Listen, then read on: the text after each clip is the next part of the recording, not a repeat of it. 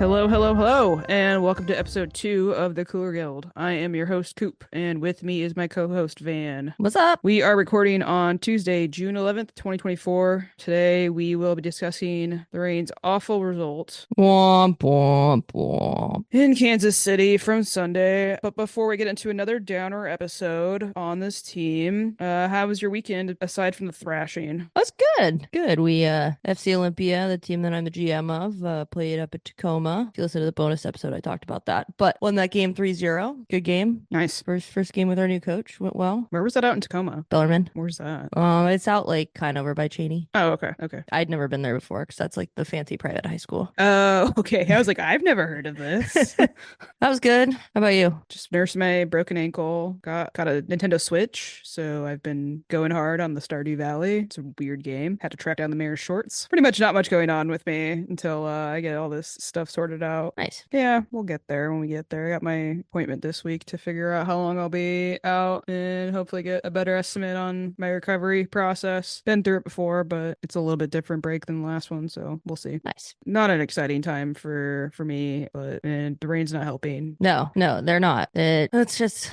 get into the game, I guess. Yeah, it says score line KC 5, Rain 2. Woof. So frustrating, man, because like we score first, right? You've got Jordan And kind of early. 24th minute. That's good for us, though. Yeah, get on the board first. That's something we've rarely done this season. And then to almost immediately, 4 minutes later, give up an atrociously defended goal. It was so bad. And then, but wait, let's go up again. Let's give some false hope. Jordan Heidema again in the 41st minute. And then we're like, okay, all right, 2-1. We can go into half like this. Like, let's go into half. Let's regroup. No.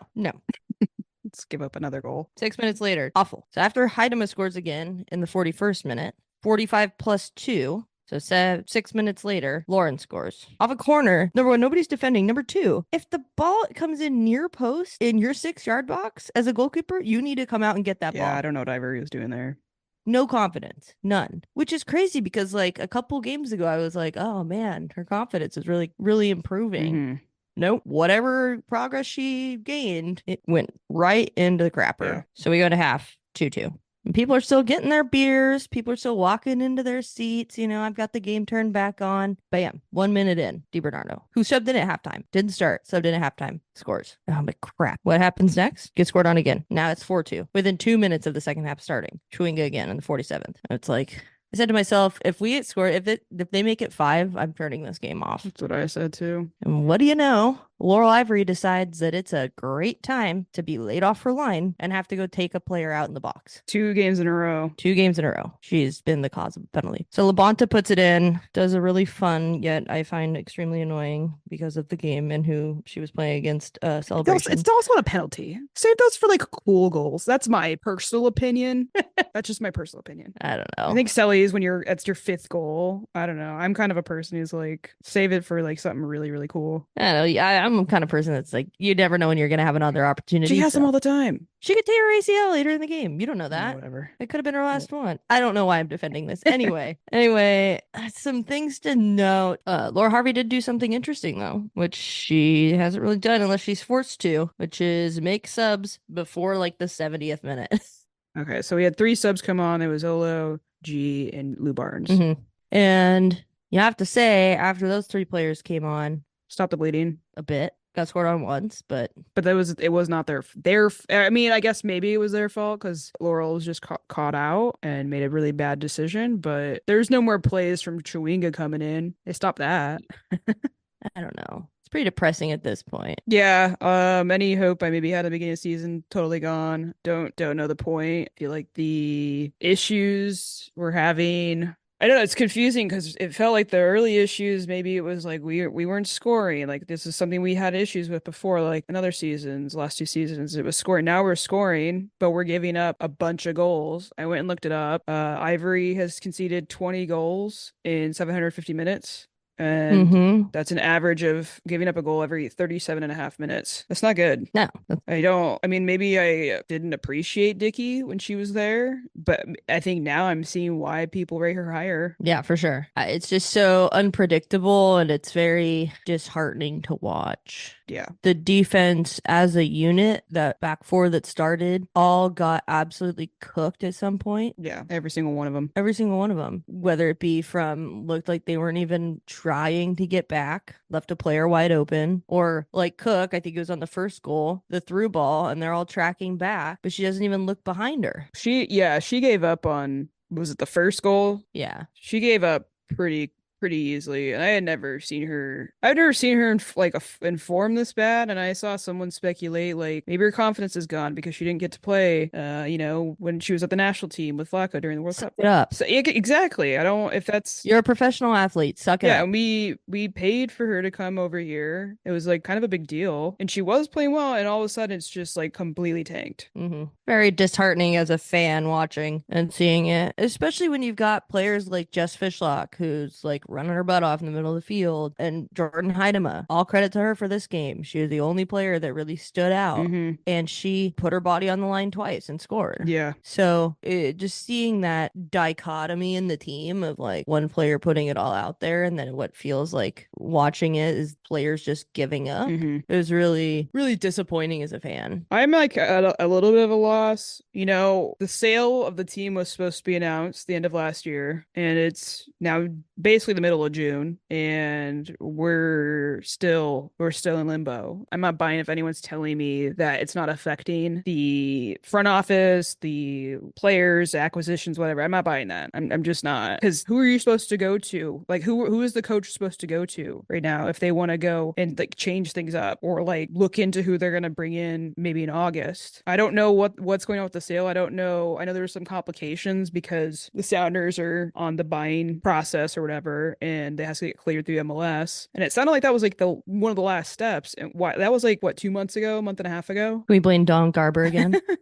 I mean, well, or is someone else in the league holding up? I don't know. But then, the back of my mind, it's not exact. It doesn't sound like it's Adrian who would be leading this, the rain side of things. It's like a different thing, which is Yeah. good news because the Sounders got their whole issues too. That I would not like to have those kinds of issues with being afraid to go and spend, and because your money goes so far with players in the NWSL that Yeah. I would like this to be finalized and to hear from the new ownership what their ambitions are and all that stuff. But like, I don't even know what to speculate. Yeah. And there has been like very little Yeah. transparency. And I feel like that has greatly affected my confidence in even when we're going to hear anything about it or how it's going to look on the other Hmm. side. If it does go through, are we just going to forever be wondering why, maybe we don't, maybe the sale goes through and we don't spend a bunch of money and get some new players in. And you're going to be like, okay, why? And we'll never know. Yeah, they need to have a good team though. They're being at Lumen, you've committed to,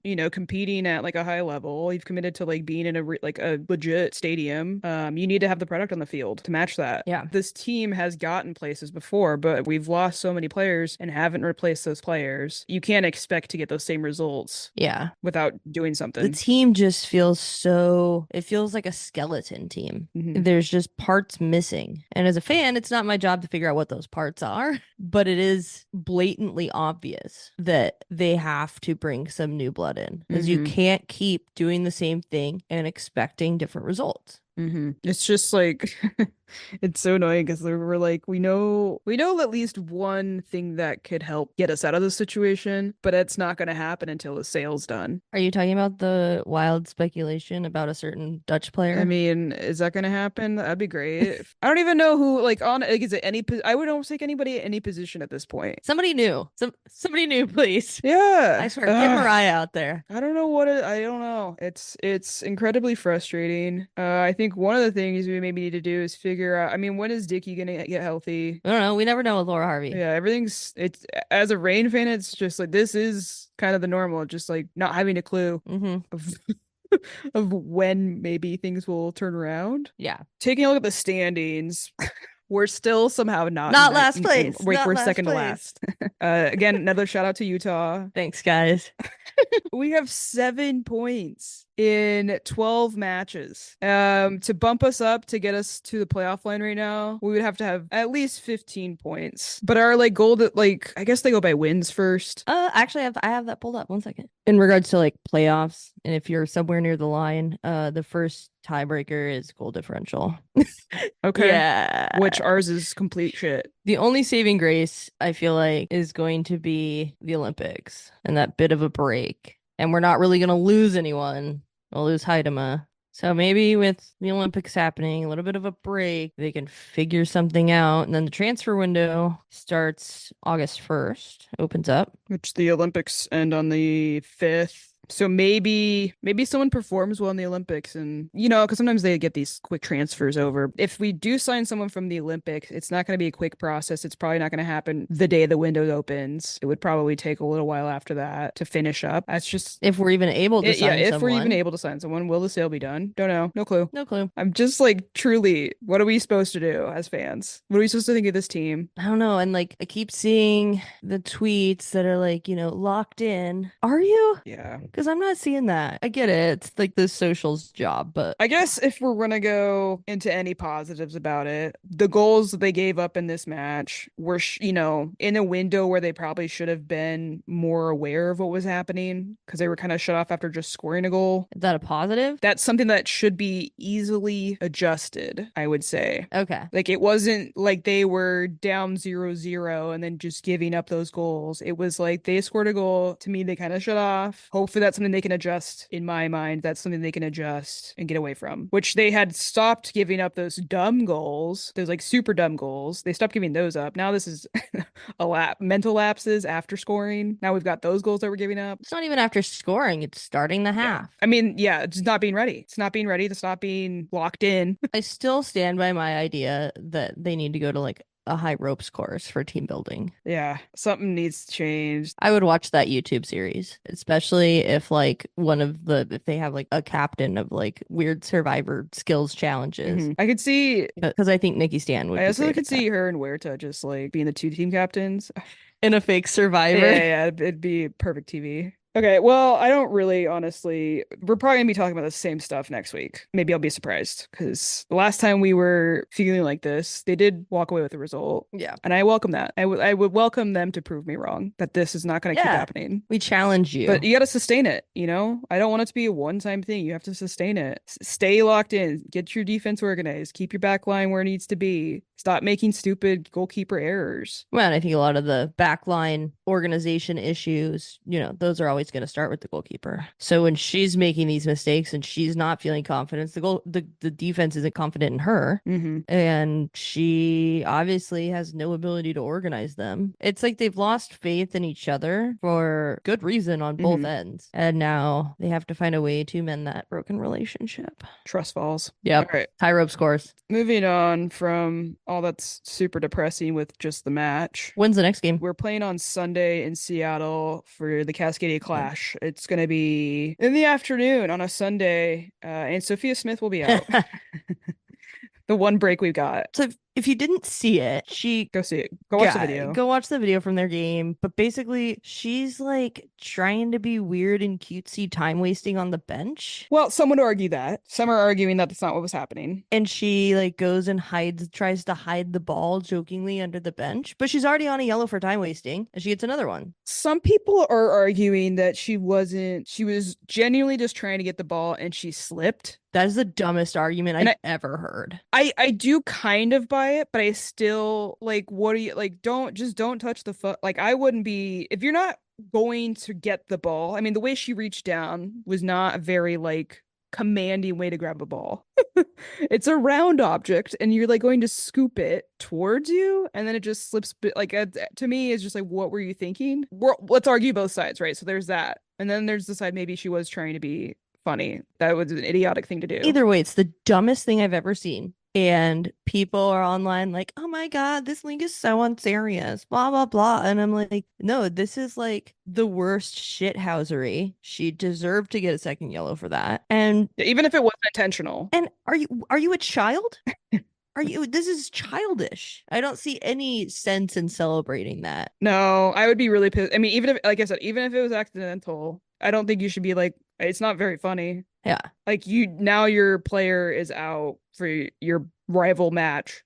There are better ways to have fun while playing soccer or being on the bench. Yeah, I just don't think she needed. There was no reason for her to like get down to the ground. No, none. I don't know, but It'll be good for us. Good for us. She's out for the game. I guess I want to talk about Bethany Balser tweeted this on May 9th. She said, "Here's a fun stat for you. We play no Saturday night games at Lumen Field this year, none, and not even on a Saturday. We never play at the time when games are most watched and attended. Someone please explain this to me." I think that's very valid. Yeah, totally. I don't know if it has something to do. I saw someone speculate maybe it's the lease agreement and keeping the venue open for Saturday nights, but like, couldn't they get like at least a couple? Because it's not like something's happening there every single Saturday night. I know that like concerts come through and you kind of hope to have them open for big shows. It's your local soccer team. Yeah, that plays there. That's their home stadium. We already know that they're not the first, the second tenant. They're supposed to be the third, maybe the fourth, just in case something happens. I would like to know what the lease agreement is and why that's not happening. If you have any insight on this, please let us know. I'd like to know. The other thing that annoys me about that is because watching, and this happens the NWSL. I mean, I know MLS has like daytime games too, but like watching games when half the field is shaded or like a third of it is shaded, your TV, and it's a sunny day, right? It's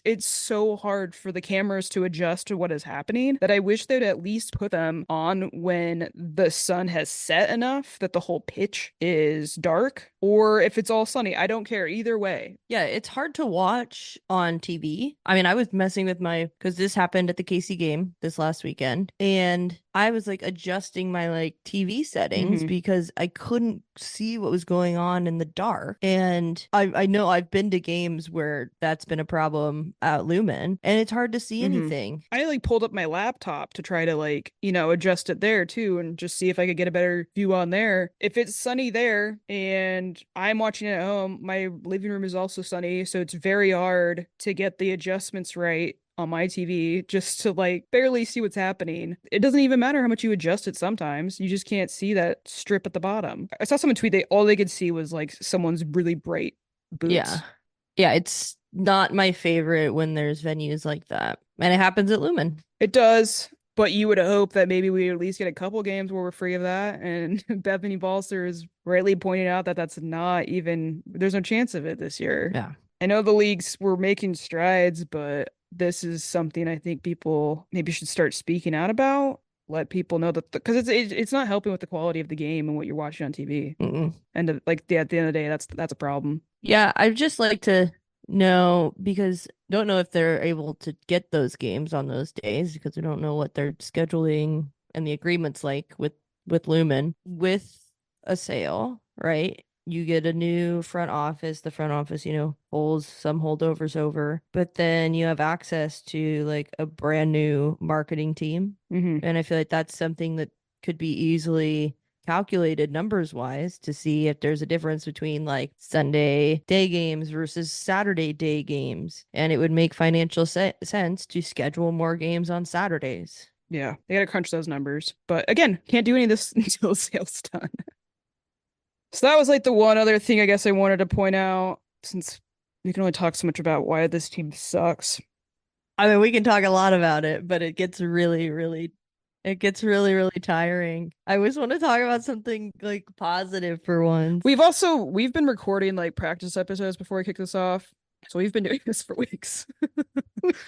It's been a while. I guess the last thing I wanted to talk about was the excessive stoppage time.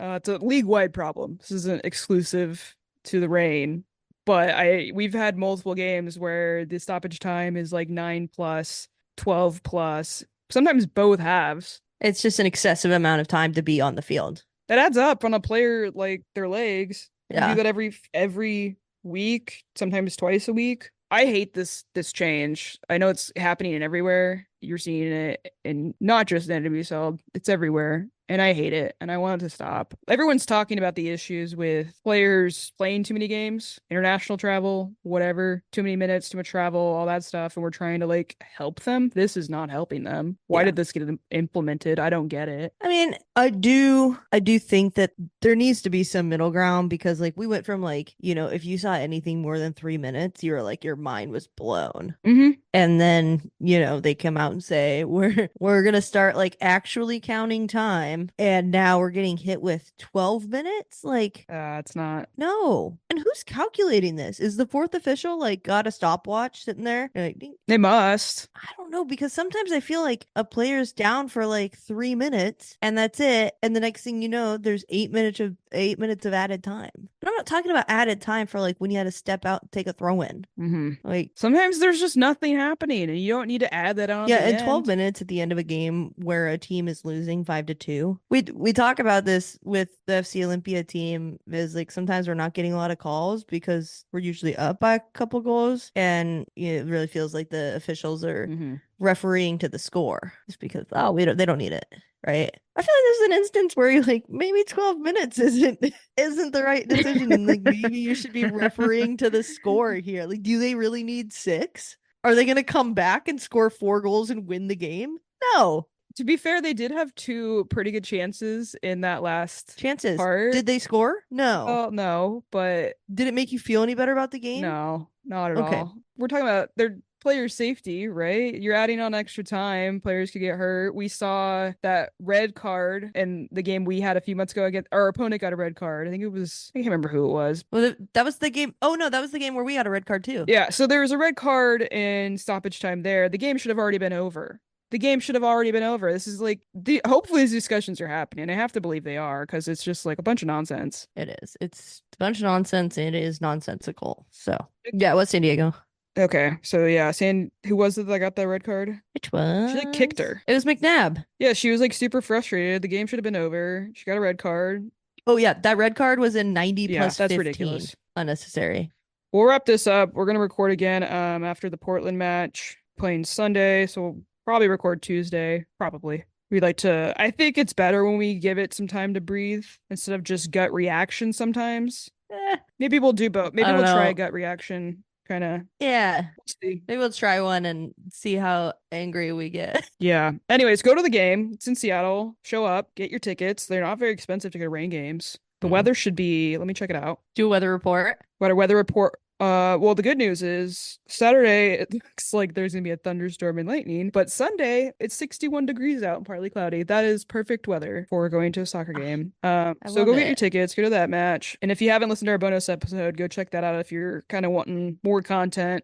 We go into a few stories about ourselves, some stuff about the rain how we got into them. Anything else you want to add? No, I hope we have some like other positives to talk about after the next game because just like Well, it's annoying because Haidama played so well, and now at some point we're gonna lose her for the Olympics, so that's cool. I know. Really love that. That's not gonna be fun. But other teams will also be losing people. I don't know when they're gonna leave. We'll find out more information. Maybe we'll be more prepared next time in finding out information on when they all leave, because other teams will also be losing players. The window's pretty long though. For you just sent me that link. What was the window that the it's a month long. NWSL is off for a month? Oh, NWSL is off between July 4th and holy shit, August 19th. Wow, that's a long time. Well, we're gonna have a nice summer of not being super sad about this team, I guess. Yeah, there's a positive.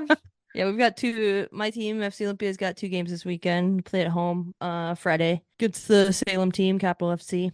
And then we go back down to Eugene for one last time and play Lane United. Cool. We made no movement on the power rankings for the league. Yeah, if you follow like that league at all, or you are curious about it, it's fun. It's like the college summer league, basically, right? Yeah, so they call it pre-professional, path to pro, but it's a lot of recent grads or current college players, some high school. Really? Yeah, we got a 15-year-old that plays with us. Okay.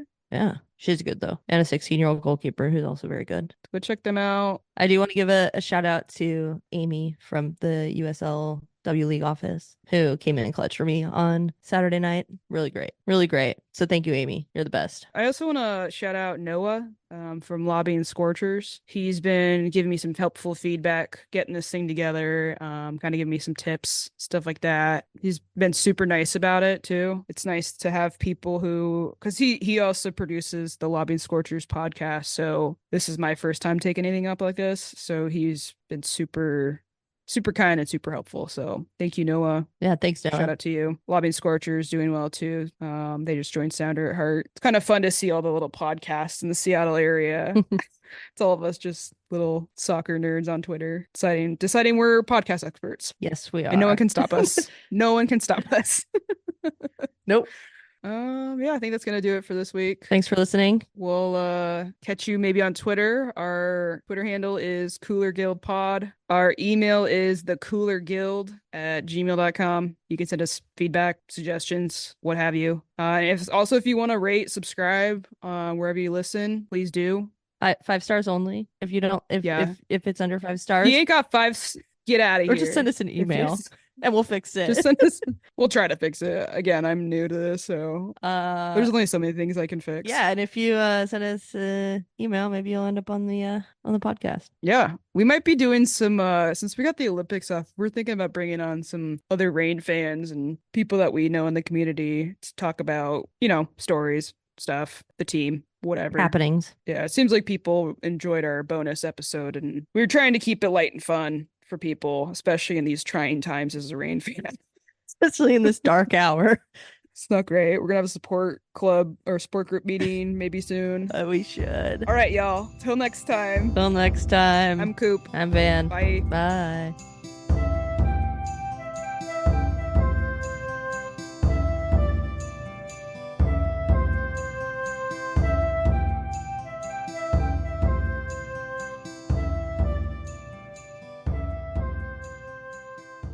Adios, Thomas O'Malley. Come here.